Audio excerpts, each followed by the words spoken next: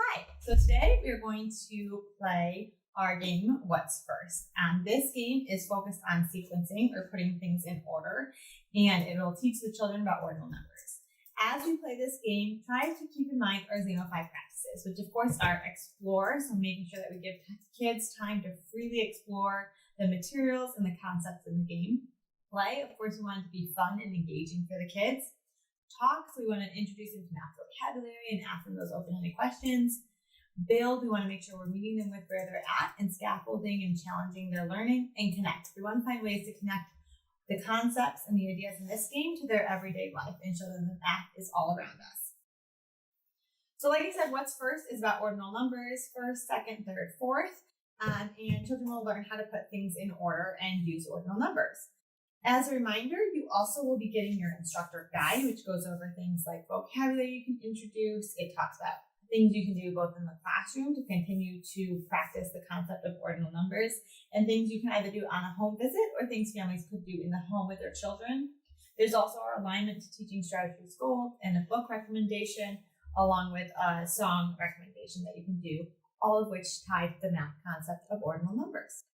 And for those classroom teachers, you also have your station guide, which goes over how to play the game in a small group setting. So let's jump in. As always, we're going to start with our seed or our level 1. We always want to start here regardless of the child's age or experience, because if nothing else, it builds their confidence. So in level 1, as we can see on our instructions, we're going to need our yellow mat and our bears. So what you're going to do is you're going to just place your bears in the race.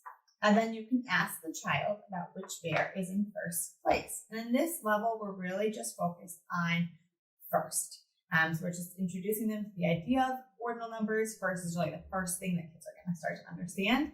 So a child might say, the blue bear is in first place. And then we can encourage them to match their first hexagon to the number or numeral 1 on the map. And there are 2 sides to this map. So you can do it a couple different times, and you can change up which bear is first. And you can also see if they're ready to talk about who's second, third, or fourth. But if they're not ready for that yet, that's okay.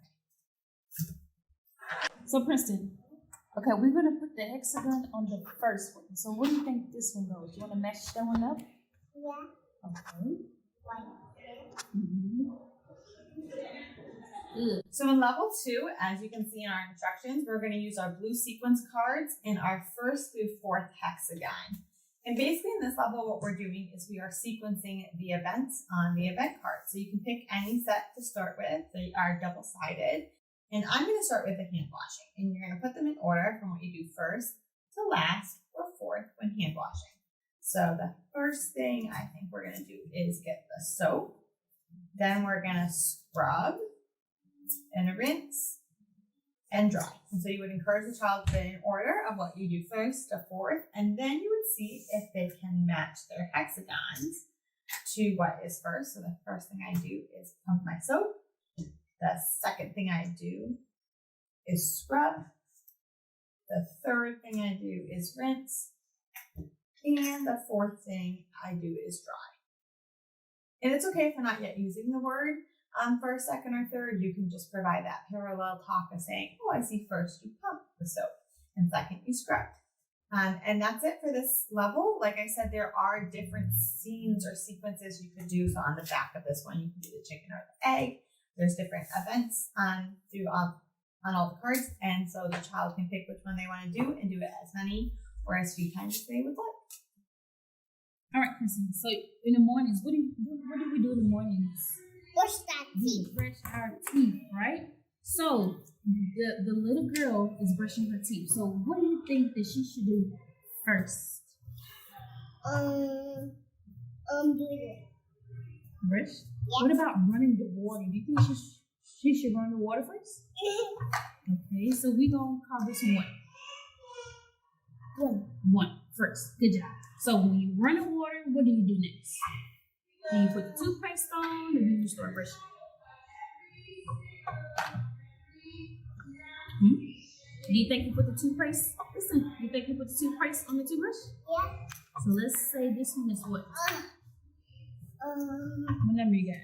12. Not quite. What about second? Red.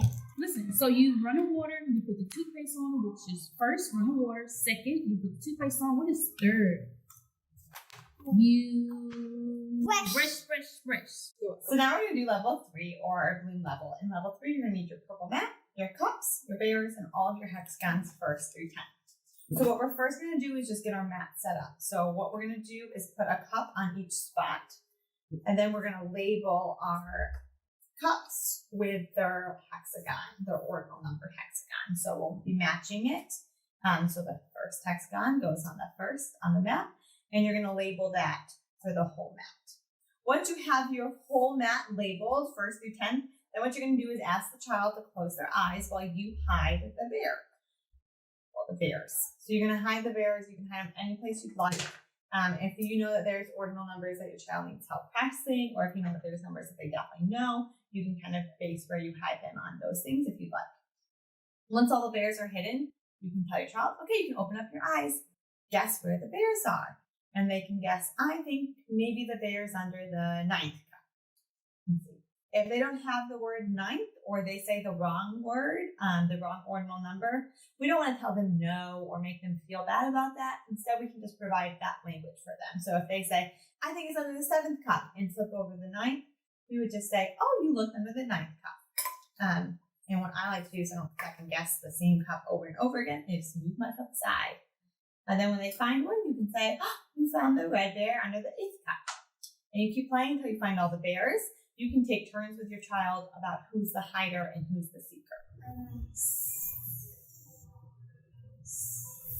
7. 7 place. Good. Who goes next? 8 please. Good. That's all right. Come on. 8. 9th place. And 10. okay, so can you guess where the bear is? Yes. Let's see. Pick a cup. Any cup. Come on. Ooh, what place is the bear? The yellow bear. 9. 9th place. Good. Pick another one.